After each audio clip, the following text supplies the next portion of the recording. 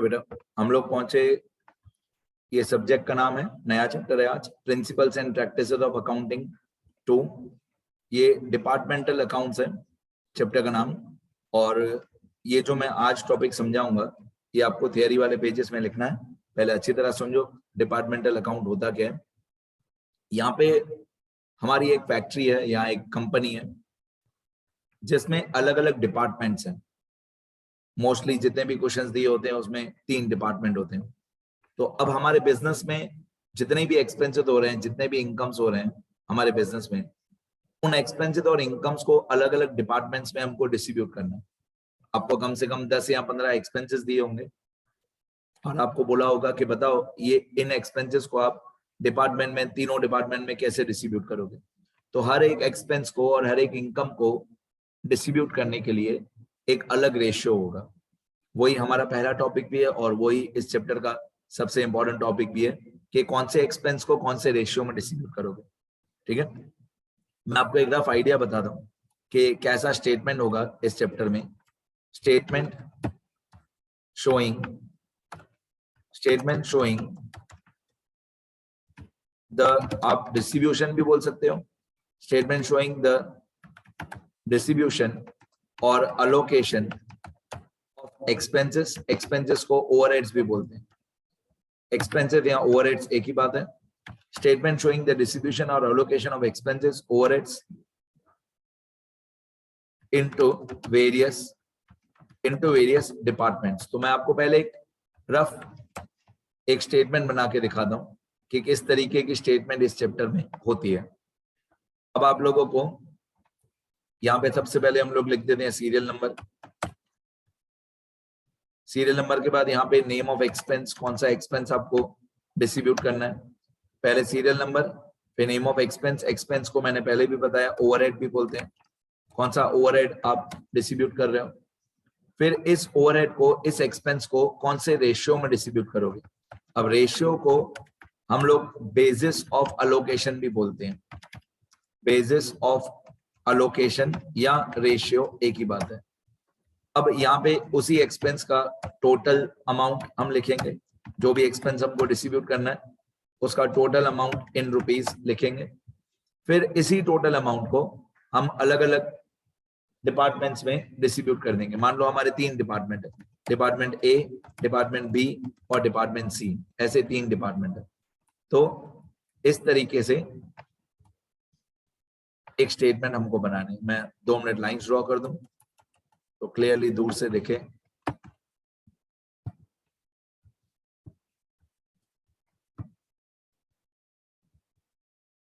ऐसा आपको एक स्टेटमेंट बनाना है, ठीक है।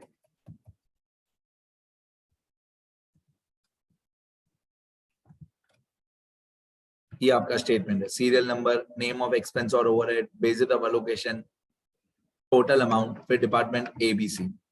तो यहाँ पे आप लोगों को बाकी सारी चीजें क्वेश्चन में दी हुई होंगी, ये टोटल अमाउंट भी आपको क्वेश्चन में दिया हुआ होगा। आपको बस इस टोटल अमाउंट को, यहाँ पे जो भी टोटल अमाउंट है, इस टोटल अमाउंट को तीनों डिपार्टमेंट्स में डिस्ट्रीब्यूट करना है। और डिस्ट्रीब्यूट करने के लिए आपको एक रेशियो चाहिए। अब हर एक एक्सपेंस का, हर एक इनकम का रेशियो अलग अलग होता है। ऐसी एक स्टेटमेंट आपको बनानी है। यहाँ पे सारे डिपार्टमेंट के नाम, डिपार्टमेंट जितने भी हो, ए बी सी डी, जितने भी डिपार्टमेंट्स हो उनका नाम, ठीक है। चलो आगे बढ़े। अब यहाँ पे एक टेबल टेक्स्ट बुक वालों ने दिया है, जिसमें टेक्स्ट बुक वालों ने बताया कि कौन से एक्सपेंस को कौन से रेशियो में डिस्ट्रीब्यूट करना है। मैं यहाँ से रीड भी करते जाऊंगा और ये पूरा टेबल फिर से एक बार लिख के समझा दूंगा। जैसे इन लोगों ने लिखा है, table showing allocation of expenses, the following table shows basis on which various expenses can be allocated among departments. जैसे पहला एक्सपेंस है रेंट, रेट्स एंड टैक्सेस। तो रेंट, रेट्स एंड टैक्सेस की जो भी अमाउंट है उसका बेसिस ऑफ अलोकेशन या उसका जो रेशियो होता है वो होता है area occupied by the department. अब मैं ये पूरा टेबल फिर से बनाता हूं।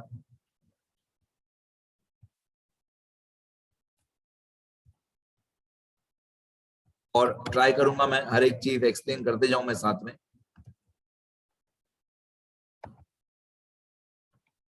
देखो यहाँ पे हम लोग लिख देते हैं सीरियल नंबर। अब यहाँ पे एक्सपेंस नंबर 1, एक्सपेंस नंबर 1 है rent, rates and taxes. Rent, rates and taxes ये हमारा एक्सपेंस हुआ या ये हमारा ओवरहेड हुआ। इसको एक्सपेंस भी बोलते हैं, ओवरहेड भी बोलते हैं। अब इसको डिस्ट्रीब्यूट करने का जो रेशियो है उसको बोलते हैं area occupied by each department. हर एक डिपार्टमेंट की एरिया ऑक्यूपाइड, इसका रेशियो या इसका बेसिस ऑफ अलोकेशन, या इसका रेशियो या बेसिस ऑफ अलोकेशन होता है फर्स्ट वाले का area occupied by each department. Area occupied by each department, area occupied by each department मतलब जितना एरिया जिस डिपार्टमेंट ने ऑक्यूपाई किया होगा। हमारी ये फैक्ट्री होगी, हमारी फैक्ट्री में अलग अलग डिपार्टमेंट का अलग अलग स्क्वायर मीटर या स्क्वायर फीट में एरिया दी हुई होगी। तो रेंट, ऑब्वियसली रेंट को अगर आप डिस्ट्रीब्यूट करोगे सारे डिपार्टमेंट्स में तो एरिया ऑक्यूपाइड के रेशियो में डिस्ट्रीब्यूट करोगे रेंट को। ठीक है, और आगे बढ़ते हैं। सेकंड नंबर, मैं जानबूझ के सारा फिर से लिख रहा हूं जैसे आपको आइडिया है कि एक एक एक्सपेंस का। किसको बोलेंगे टेबल को? Table showing the basis of allocation of expenses into various departments। आप expenses को कौन से रेशियो में डिस्ट्रीब्यूट करोगे? चलो, इसके बाद सेकंड नंबर क्या था? सेकंड नंबर था lighting and heating. Lighting and heating हमारे अलग अलग डिपार्टमेंट्स का, यू कैन से इलेक्ट्रिसिटी का जो मीटर होता है जहाँ पे लाइट पॉइंट्स काउंट होती है, उसके हिसाब से लाइटिंग का खर्चा डिस्ट्रीब्यूट होता है। तो lighting and heating on the basis of number of points if not metered separately in absence of number of points on the basis of area occupied. अब ये क्या लिखा हुआ है मैं समझा देता हूँ। लाइटिंग एंड हीटिंग कि भाई लाइटिंग का हमारा खर्चा हुआ, हमारी फैक्ट्री में लाइटिंग एंड हीटिंग का खर्चा हुआ, तो लाइटिंग एंड हीटिंग का जो खर्चा है वो आप कैसे डिस्ट्रीब्यूट करोगे? Option 1, on the basis of number of light points, on the basis of number of light points। और अगर number of light points नहीं दिया हुआ, अगर number of light points नहीं दिया हो तो area occupied के रेशियो में। अगर light points नहीं दिया हो तो area occupied दी हुई होगी उसके रेशियो में। ठीक है, आगे नेक्स्ट पॉइंट, थर्ड पॉइंट। और क्या लिखा हुआ है यहाँ पे? लिखा हुआ है इंश्योरेंस प्रीमियम। बेसिकली हम लोग इंश्योरेंस किसका कराएंगे? अपने फर्नीचर का कराएंगे, लैंड एंड बिल्डिंग का कराएंगे, अलग अलग एसेट्स का करवाएंगे इंश्योरेंस। अब ऑब्वियसली इन लोगों ने जो भाषा यूज की है तो टिपिकल है, मैं इजी भाषा में कन्वर्ट करके देता हूँ। Insurance premium according to the value of subject matter insured, insurance on goods according to average stock of department, workman compensation insurance on the basis of wages paid. अब ये इन लोगों ने तीन अलग अलग बातें एक साथ बता दी, मैं एक एक करके बताता हूँ। इंश्योरेंस प्रीमियम, अगर इंश्योरेंस प्रीमियम किसी एसेट का है, पहले इंश्योरेंस प्रीमियम, अगर इंश्योरेंस प्रीमियम किसी एसेट का है, ऑफ एन एसेट, तो उसका रेशियो क्या होगा? उसका रेशियो होगा ratio of value of assets.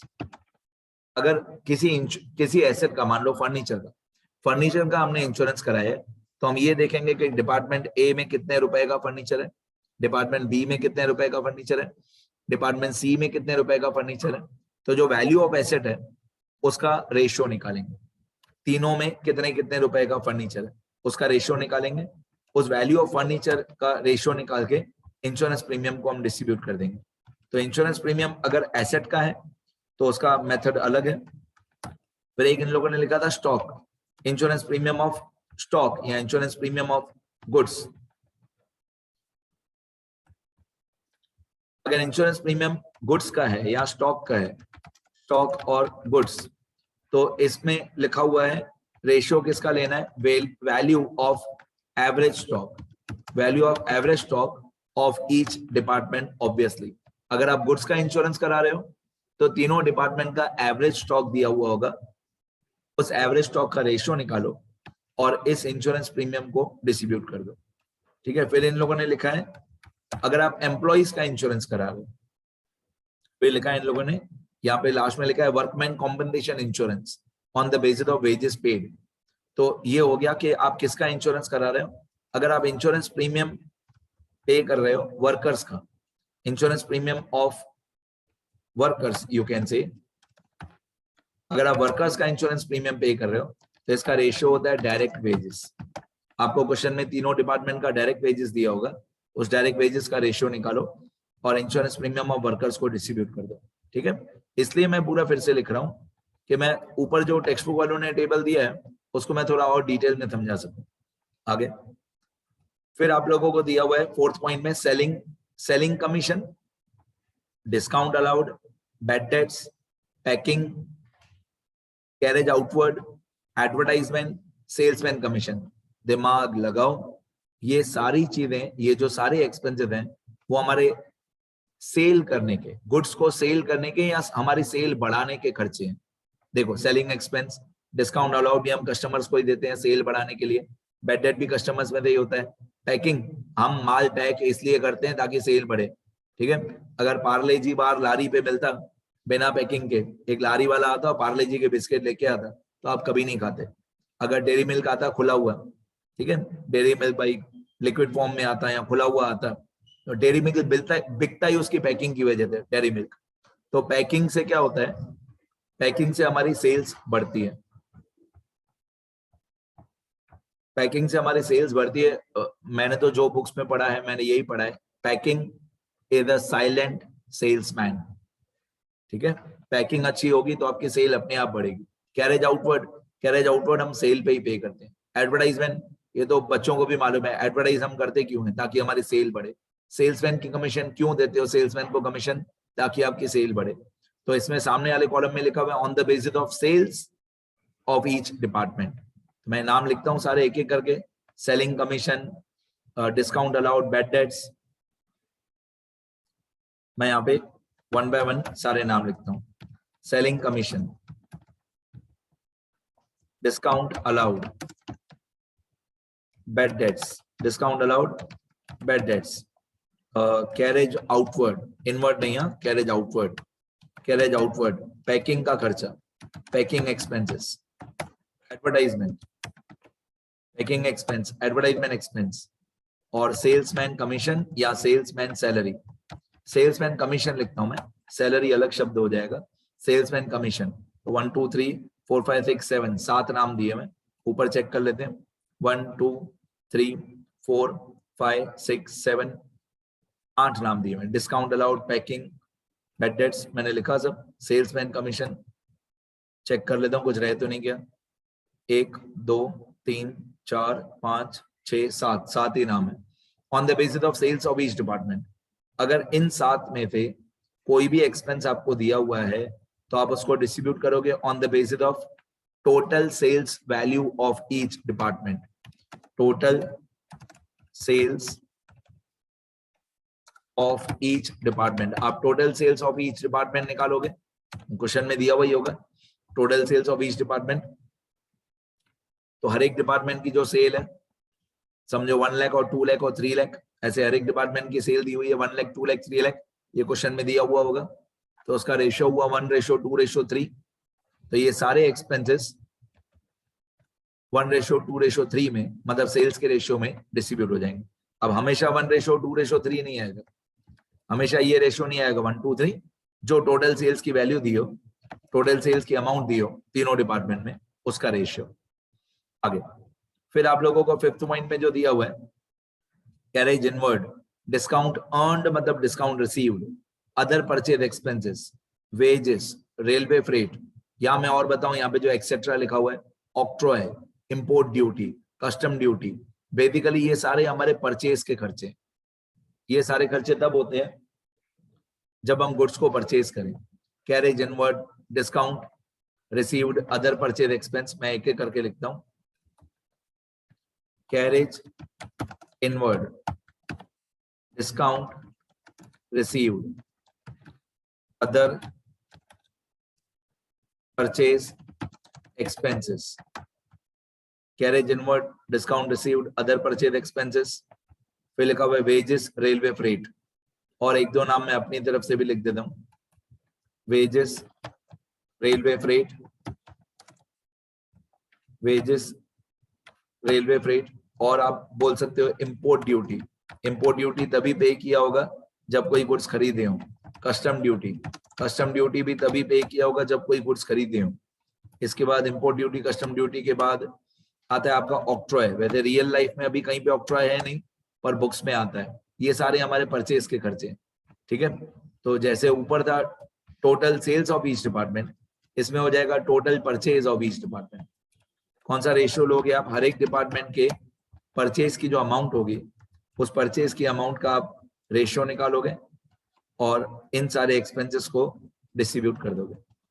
आगे इसके बाद 6th नंबर आपको दिया हुआ है क्वेश्चन में, टेक्स्ट बुक में, डेप्रिसिएशन, इंश्योरेंस प्रीमियम, रिपेयर।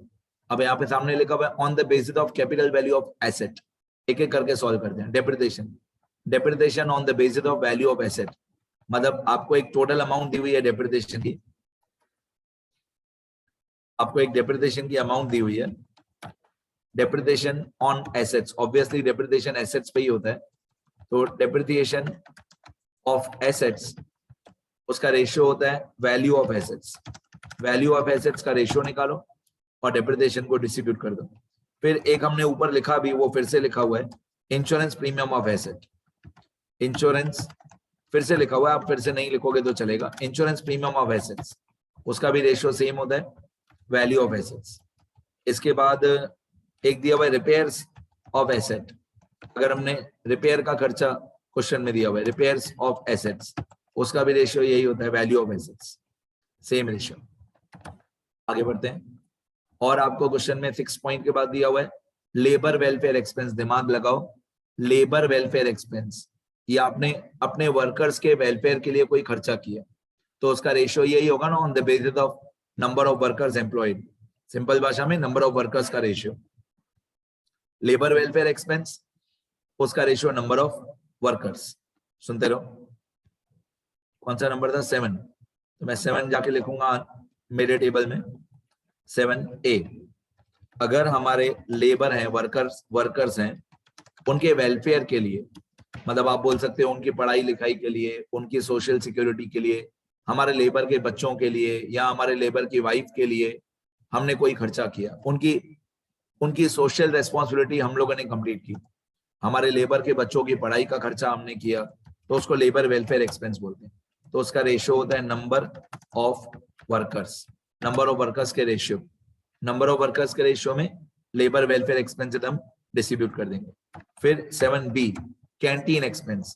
ये बहुत सारी कंपनीज में होता है बेटा, बहुत सारी फैक्ट्रीज में होता है, बड़ी बड़ी फैक्ट्रीज में, कि बड़ी बड़ी फैक्ट्रीज की क्या खुद की कैंटीन होती है, तो ये लोग वर्कर्स को खाना खिलाते हैं, या तो फ्री में या तो बहुत कम पैसा लेके। वर्कर्स को क्या कूपन्स मिलते हैं, अब एक टाइम का खाना उनको कूपन मिलता है, एक कूपन उनको मिलता है 20 रुपए का। अब नॉर्मली वो बाहर खाना खाने जाएंगे तो 50, 100, 200 रुपीज खर्चा हो जाएगा। अब उनको कंपनी की तरफ से कूपन मिलता है 20 रुपए का, ये 20 रुपए का कूपन लो और अनलिमिटेड खाना खाओ। तो कैंटीन का जो भी एक्सपेंस होता है, ऑब्वियसली कैंटीन का खर्चा हमारी कंपनी का खर्चा है, कैंटीन का जो भी खर्चा है वो हमारी कंपनी का खर्चा है। तो कैंटीन के जो भी एक्सपेंसेस हुए, कैंटीन के जो भी एक्सपेंसेस हुए वो हम नंबर ऑफ वर्कर्स के रेशियो में डिस्ट्रीब्यूट करेंगे। तो लेबर वेलफेयर एक्सपेंस का रेशियो भी नंबर ऑफ वर्कर्स और कैंटीन एक्सपेंस का रेशियो भी नंबर ऑफ वर्कर्स। आगे बढ़ते हैं। और क्वेश्चन में क्या दिया हुआ है? अब क्वेश्चन में 7 के बाद दिया हुआ है 8 सैलरी एंड वेजेस। अब यहाँ पे मेरे को लगता है इन लोगों ने छोटी सी गलती कर दी, ये डायरेक्ट नहीं है, यहाँ पे डायरेक्ट वेजेस होना चाहिए था। सैलरी एंड वेजेस को कौन से रेशियो में डिस्ट्रीब्यूट करोगे? डायरेक्ट वेजेस के रेशियो में। मेरे हिसाब से यहाँ पे डायरेक्ट नहीं होना चाहिए था, डायरेक्ट वेजेस होना चाहिए था। 8th number salary and wages. तो सैलरी एंड वेजेस अगर आपको कभी दिया हो तो आप उसको डायरेक्ट वेजेस के रेशियो में डिस्ट्रीब्यूट करोगे। नेक्स्ट, और क्या दिया हुआ है? और आपको दिया हुआ है office expense, 9th point, office expense, miscellaneous expense, stationery and printing expense, postage and telegram, telephone expense. यहाँ पे लिखा हुआ है on some predetermined base और इक्वली अमंग द डिपार्टमेंट्स। अब ये जो लिखा है ना on some predetermined base, मतलब आपको कोई ना कोई रेशियो क्वेश्चन में दिया हुआ होगा, इन सबको डिस्ट्रीब्यूट करने के लिए। और अगर इन सबको डिस्ट्रीब्यूट करने के लिए कोई रेशियो नहीं दिया हुआ है तो आप तीनों डिपार्टमेंट में इक्वली डिस्ट्रीब्यूट कर देना। तो मैं नाम लिख देता हूँ सारे, office expense, miscellaneous expense, stationery and printing expense, postage and telegram और टेलीफोन एक्सपेंस। मैं नाम लिख देता हूँ सारे यहाँ पे।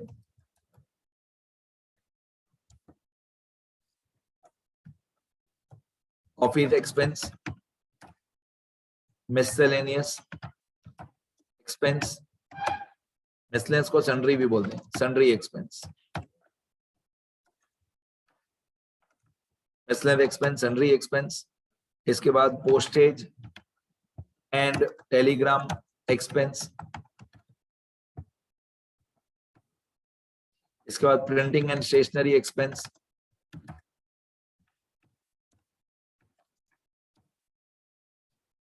उसके बाद एक था टेलीफोन एक्सपेंस, टेलीफोन एक्सपेंस।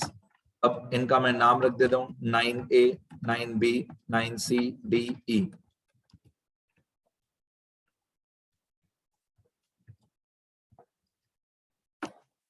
ठीक है। अब इसमें लिखा हुआ था कि या तो इन सबका एक प्री डिटरमाइंड रेशियो क्वेश्चन में दिया हुआ होगा और वो ना दिया हो तो इक्वली। तो आइदर प्री डिटरमाइंड रेशियो और इक्वली, सब में यही आंसर होगा इन पांचों में। या तो एक रेशियो आपको क्वेश्चन में दिया होगा, वो रेशियो ना दिया हो तो इक्वली। आगे बढ़ते हैं।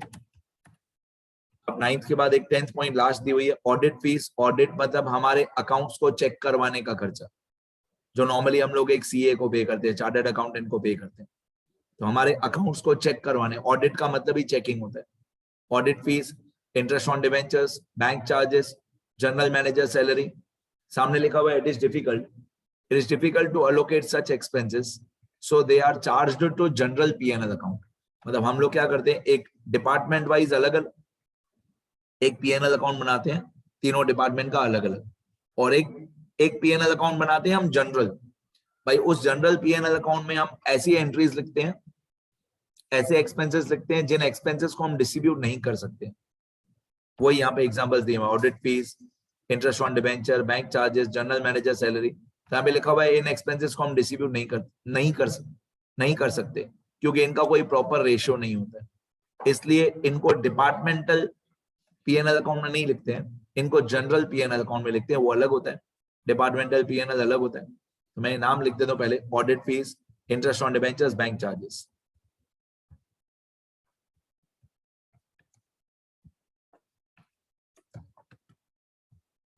Audit fees, interest on debentures, bank charges, और बैंक चार्जेस के बाद क्या था देखें एक बार, audit fees, interest on debentures, bank charges, general manager salary. अब जिसका नाम ही जनरल है तो उसने जनरली सारे बिजनेस के लिए काम किया होगा, किसी एक डिपार्टमेंट के लिए काम नहीं किया होगा। जनरल मैनेजर्स सैलरी, तो इसने जनरली पूरे बिजनेस के लिए काम किया होगा।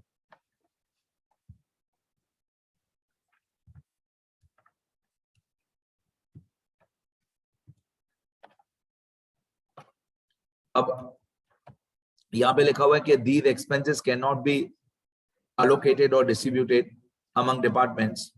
These expenses cannot be distributed among various departments, so they are recorded only in general profit and loss account. मतलब हम इन एक्सपेंसेस को जनरल पीएनएल अकाउंट में लिखते हैं, कोई डिपार्टमेंट वाइज पीएनएल अकाउंट में नहीं लिखते हैं इन चारों को, audit fees, interest on debenture, bank charges, general manager salary. ठीक है। अब एक बार अच्छी तरह से ये टेबल याद कर लेना, लिख लेना, क्योंकि सारा चैप्टर इसी टेबल के ऊपर है। ठीक है। हर क्वेश्चन में 15-20 बार ये सारी ट्रांजैक्शंस आपको काम आएंगी, मतलब आएंगी। ठीक है। अब धीरे धीरे हम लोग सम्स की तरफ जाएंगे, डिपार्टमेंटल अकाउंट्स। अब ग्रेजुअली मैं सम स्टार्ट करूंगा और मैं ये स्टेटमेंट पे पहुंचूंगा, ऐसी स्टेटमेंट हम लोग बनाएंगे। Amount wise. ऑब्वियसली जब हम नंबर्स के साथ करेंगे तो ज्यादा समझ में आएगा। एक बार मैं स्क्रॉल कर देता हूँ सारा जितना मैंने समझाया। ये टेक्स्ट बुक की इमेज है,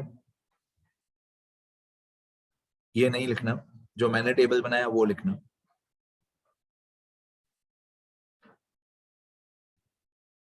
हाँ, यहां से लेकर आपके थियरी वाले पेज में लिखना।